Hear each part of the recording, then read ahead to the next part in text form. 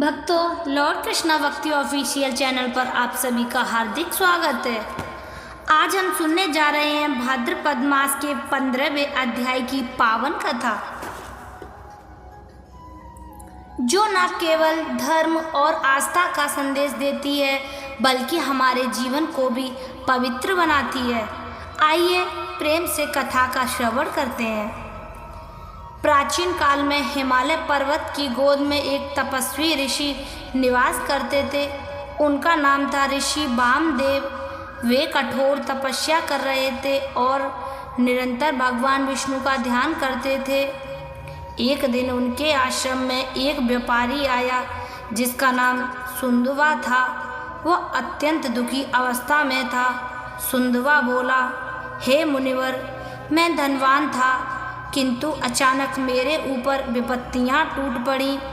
व्यापार नष्ट हो गया, परिवार बिखर गया और रोग शोक ने मुझे घेर लिया। कृपा करके बताइए कौन सा पाप मुझसे हुआ है।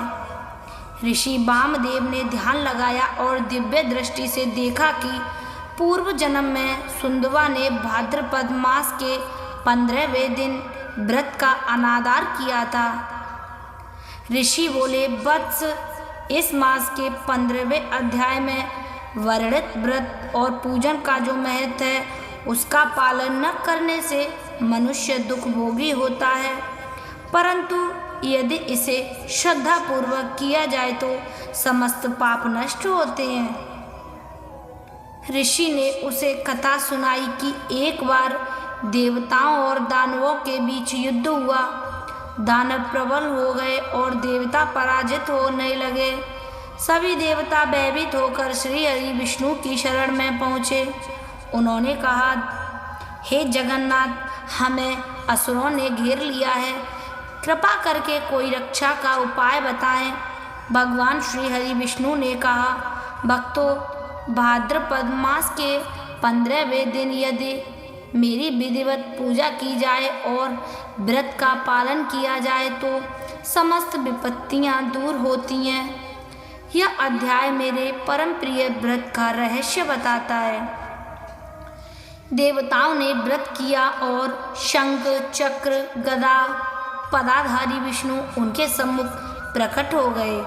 प्रभु के वरदान से देवता विजयी हुए और दानव पराजित हुए। तब ऋषि वामदेव ने सुंदवा को बताया, इस दिन प्रातः स्नान करके पीले वस्त्र धारण करें। भगवान विष्णु का गंध, अक्षत, पुष्प, तुलसी दल और दीप से पूजन करें। ओम नमो भगवते वासुदेवाय नमः मंत्र का 108 बार जाप करें। संध्या समय दान पुण्य करें, विशेषकर अन्न और वस्त्र दान करें। रात्रि में हरि कथा का श्रवण करें। ऋषि वामदेव ने एक और कथा सुनाई। बहुत समय पहले विदर्भ देश का राजा चित्रांगद भोगविलासी और अहंकारी था। उसने इस व्रत का पालन नहीं किया। परिणाम स्वरूप वह राजपद से वंचित हो गया और दर दर भटकने लगा। किंतु बाद में उसकी पत्नी ने श्रद्धा पूर्वक यह व्रत किया। भगवान विष्णु प्रकट हुए और बोले, राज्ञ, तुम्हारे पुण्य के कारण तुम्हारे पति को पुनः राज्य और सम्मान मिलेगा। इस प्रकार व्रत की शक्ति से राजा चित्रगंध पुनः समृद्ध हो गया। ऋषि ने सुंदवा से कहा, वत्स, अब तुम यह व्रत श्रद्धा पूर्वक करो, तुम्हारे सभी दुख दूर होंगे। सुंदवा ने पूर्ण निष्ठा से व्रत किया।